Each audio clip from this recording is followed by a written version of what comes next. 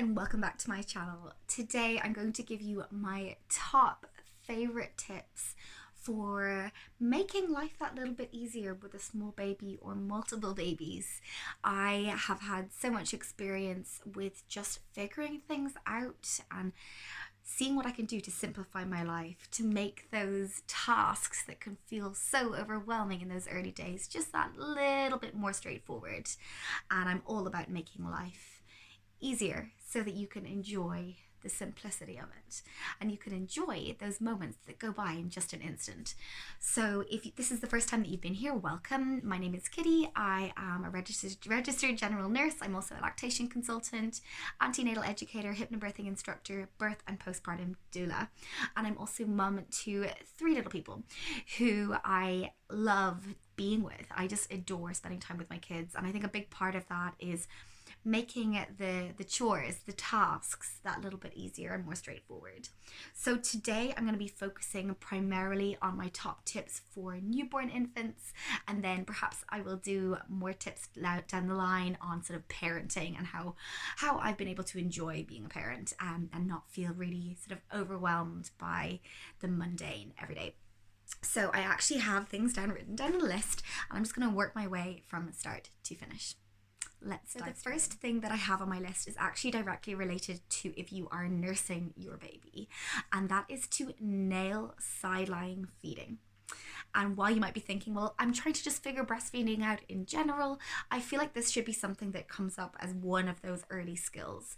Being able to feed your baby in a sideline position when you are resting in bed means that not only can you rest your entire body while you're recovering, but also as your baby gets a little bit bigger, you can then ninja roll away so your baby can rest in a place where they are not only comfortable, cozy, and feel safe, but you can wiggle away to get a bit of time to yourself. So sideline feeding, nailing that early on in those early days, I would even say like postpartum in the hospital, if that's where you're having your baby, is one of my top tips for rest for mum, but also making sure that you can get some time for yourself down the line. The next thing that I would have to say is related to those sort of leaps and those developmental milestones that often coincide with fussy periods or periods of cluster feeding.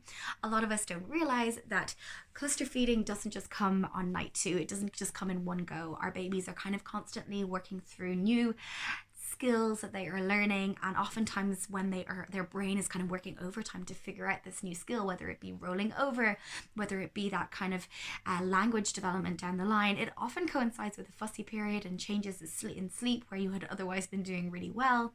So being aware of that timeline can be really, really helpful. Personally, we love the Wonder Weeks app and book. It's worked really nicely for us. When you are going to plug your baby's details in, it takes their due date or guest date into account.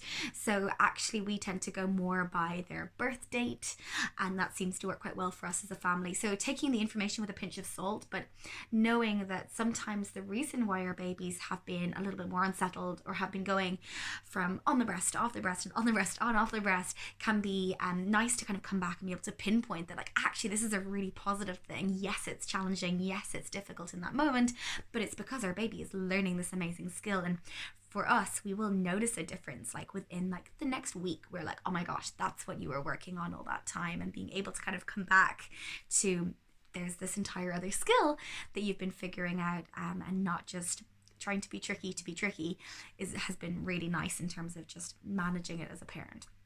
So knowing that, yes, night 2, but again then at about day 10, at 3 weeks, at 6 weeks, and then following that kind of 4 months is when you can expect these big developmental leaps. But check out the app if that's something that you would like to kind of be able to track those thunderstorms of development around your baby.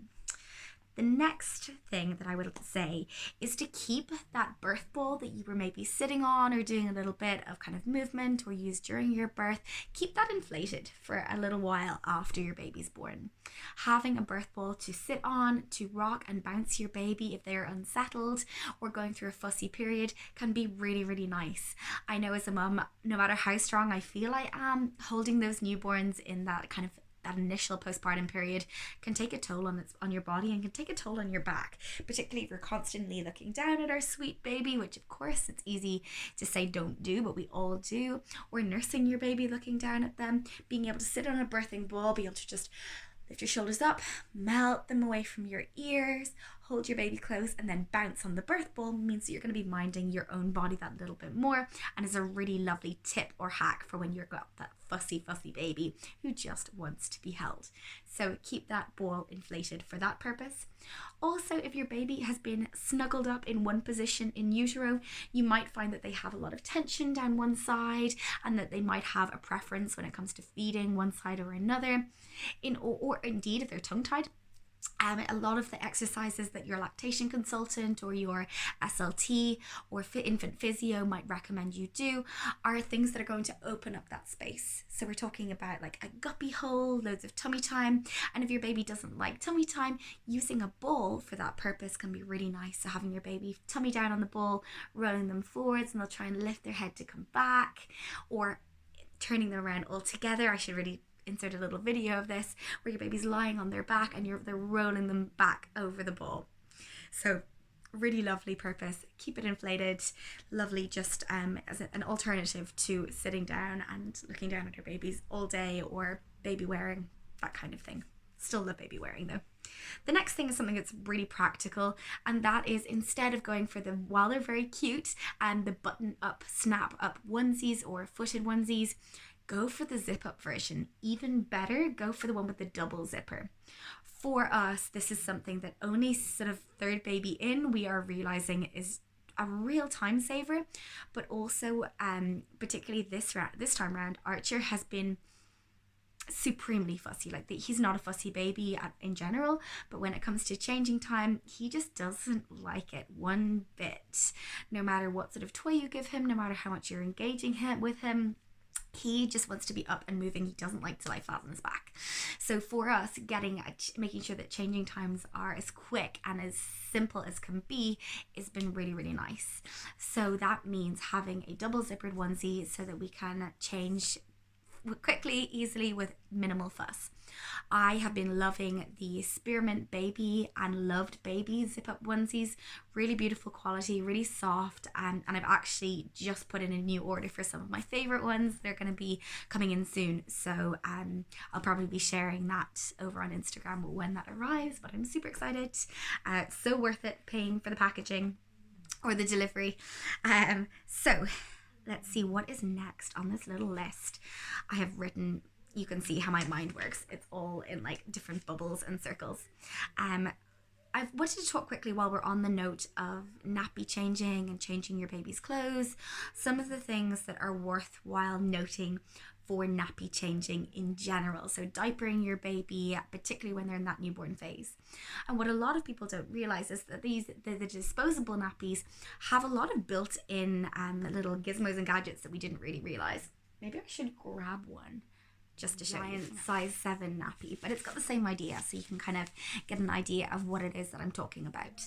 And while I don't have a baby to demo on, one of the big things that I would recommend when you have a baby who still has their umbilical cord intact is when you're changing your baby's nappy, you put the nappy on them, open it up at the sides, and then once baby's nappy is on them all together, I encourage you to roll down this part before getting the sides and fastening it on. So it means that you have a nice clear, environment for healing of the umbilical cord site. You don't want to be folding it up over the umbilical cord stump, because that is a perfect breeding ground for warm and dark and moist bacteria growth. So making sure that you turn down the top part of your baby's diaper when you're changing their nappy in those early days. Once the stump has fallen away and that area is healing really well, you can then fold it back up to its full size. The next tip that I would say is, in case you didn't realize already, there is a line that comes, the colored the dye changes, so it will normally be like a blue line if your baby has wet their diaper. And in those early days it can be quite hard to tell, particularly with boys, because the wet can actually be at the back, but the change in the color indicator can be really, really helpful for that, so keep an eye out for that. If you were looking out for your baby's output and you're not massively sure if they are doing enough wheeze, or you're not sure if they're getting enough milk, I would suggest even going as far as to weigh your baby's nappy in those early days. So it should look like the weight of about 45 to 50 mils of water poured into a dry nappy. That's kind of how you know how much, whether your baby's getting a decently wet nappy, and not just going by the line indicator. That's more so just for if you need to change them. If you have been struggling with your baby peeing through their nappies and wetting through their nappies, make sure that when the nappy is on them that you are turning out the frills to the outside. So when your baby's nappy is on, you're just tucking the frills out. Having the ruffles to the outside keeps everything inside nice and contained. I think that is everything. Oh yes, so with having had 2 boys as my last 2 babies, they love to pee just as soon as that cold air hits them. So in the very beginning, I was getting used to getting peed in the face, getting peed all over my clothes, all over the changing station. And one of the tips that I picked up was to use a cool cloth on your baby's belly, or wipe just before you change their nappy. This encourages them to actually pee first, and then when you change their nappy, you're changing a whole fresh one, as opposed to the minute you take it off, them peeing. Also making sure when it comes to hygiene for your baby, that for a baby girl you are cleaning from front to back, so you're not carrying any of the harmful bacteria from their bottom through to their vagina. And same for a baby boy, it's less so about the direction, but more so about making sure that you are cleaning in underneath the testicles and scrotal area, to make sure that your baby is really comfy. And then afterwards, when you are putting the nappy on, that you make sure your baby's penis is pointing downwards, so that the wee doesn't come up this way. And no matter how snugly you think you fit your baby's nappy on, sometimes that does happen. So it's a nice little tip to remember. The next thing that I would say is, when it comes to your baby's changing station, make sure you bring one downstairs. So if you live in a 2-story house, or if you spend a lot of time in the other end of the house, create somewhere. It doesn't have to be like a fancy high station with like loads of sort of organizational material underneath. It can literally be just a basket with a changing mat, foldable changing mat, wipes, nappies, and maybe a bum cream, if you use it, in a little caddy, and you can just bring that around with you. This will make your life so much easier, rather than having to run up and down the stairs every time you need a change of clothes, wipes, you have to change your baby. You can change them on the ground, you can change them on the sofa. They don't have to be on a specific station, but having those bits and pieces to be able to do the changes where you are based during the day is really, really lovely, particularly if you're keeping an eye on other kiddos during the day as well. So, okay, the next tip that I'm going to share with you is all to do with cutting your little baby's nails. And if you've got a small baby, you know that those nails are like razor blades in the beginning. They are so sharp, they cut their face, they claw at themselves. And as a lactation consultant, I love to have hands free, so no mittens on babies, because they use their hands very much like a GPS system to find the breast and to help them feed more efficiently. I like that analogy of, if you were to be finding your way around the house with your eyes closed in the dark, you would use your hands. So it's very similar for babies, since their eyesight isn't making up for it in those early days, but also because they are still learning that new skill. So the more kind of guidance and support they can have, the better. So we don't want them to be scratching themselves all the time or scratching us, but we do want to make sure that we're cutting their nails safely. So I have found that no matter what sort of clippers that I use, I'm so worried about nipping their little skin. I have found this time around that using either a baby nail file, so one of the ones that you have battery powered, and you can, I should really just grab these things, shouldn't I? For some reason I had this stored in the car, and no doubt someone had long nails. This is the one that we have been loving. It's battery powered is the only thing, so you have to obviously change out the batteries, but there's different sizes of tops. So there's like a smooth buffer, there's a slightly more abrasive one. We use the metal one on ourselves, and you literally just pop the top in like that, and then it's got 2 different settings. So you can just buff away the nails, and it's literally impossible for you to cut your baby's skin like this. So it's been really, really nice for smaller babies, and I love to recommend this product for those parents to be or clients of mine who have been really, really worried about cutting their newborn babies' nails. And you can use this on small kiddos too. So I still use this on Atticus. He won't let me cut his nails any other way, and he is 3 years old. So there is that. So another tip that I'm going to share with you, if your baby doesn't like to get into the bath or has been really struggling with just enjoying bath time, is to either, first of all, get into the bath with them. If you actually have a full bath tub that you can do a bit of co-bathing in, it's fantastic for bonding, for just that time skin to skin where you can really diversify your baby's microbiome, thermoregulation, balance out their blood sugar levels. Bit of bonding time, really great for releasing hormones both in you and in baby to get breastfeeding off to the best start. If that's not an option for you, because it goes without saying, your baby feels safest with you, so if you can get in with them, even better. But if you've got a small tub, just a specific baby bathtub, what can be really nice is to use like a thin muslin blanket or a very thin towel, or even just a tea towel if you have one. Warm that up with some warm water and place that over your baby. So you're not pouring water directly onto them. It helps give them the little sort of the weight of the wet blanket on their chest, helps them to feel just sort of comforted and reassured, and just makes the whole experience that little bit more enjoyable. Try it out. Let me know how you get on below, because I find that to be a big game changer for us and with some of the families that I've worked with babies who just haven't enjoyed bath time. And the next tip that I have, actually second to last tip, is to do with those early meconium poos. So if you don't know already, those first poos that your baby does are like really sticky, kind of tar-like consistency, and it's really tricky to get off your baby's skin. Obviously their skin is so delicate and so sensitive in the early days. So a nice way to make that easier, to help it sort of slide off, really easy to clean, is to apply a sort of unscented organic oil to your baby's bottom after changes. For us, we have just used plain olive oil in the past. You can also use like an almond oil or an apricot oil, something that is going to make it much easier for you to wipe away that sticky meconium poo. Is really nice and less distressing for your newborn baby as well.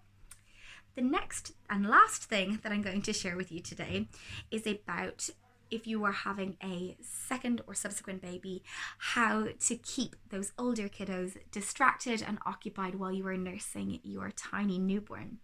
And for us, we have found the idea of having an activity bin that only comes out for the specific occasion of when it's time to feed the baby. So filling it with things like books, puzzles, little games or trinkets. We love the water pens, those booklets by I think it's by Osborne, and they are, I'll make sure and share my Amazon storefront that has a lot of these things in it down below. But having that box of things that your kid can play with independently, and it only comes out during that time, means that it gives a whole new sense of fun to nursing your newborn, as opposed to, oh, mom has to feed the newborn again. And you hear lots of ideas of giving the bigger child or the older child jobs, but they mightn't be up for that. They might be too small for that. They might not feel like they might feel like that's them being fobbed off. For me personally, that hasn't really worked. They've only kind of gotten into helping out when they're more used to the novelty factor is completely worn off of having a newborn. So having something that is specifically for them to enjoy has been really, really, really nice, and definitely worked wonders for us both times around. Jess really enjoyed it as well. When Atticus was teeny tiny, she always got so excited. She was like, oh, he's hungry, that means I get to do an activity. So those are some of my top tips for getting through those newborn days, figuring it out. I got cut off on that last little sentence. Just to say, those are my newborn tips. I hope you find them helpful. Thank you so much for joining me over here, and let me know how you get on if you try any of them out. If you were interested in me doing a second video about kind of how I really learned to enjoy parenting and how I can make parenting easier for you too, make sure and send me a comment down below or send me a DM over on Instagram, and I'll be happy to cover that for you in my next video. Thanks for coming.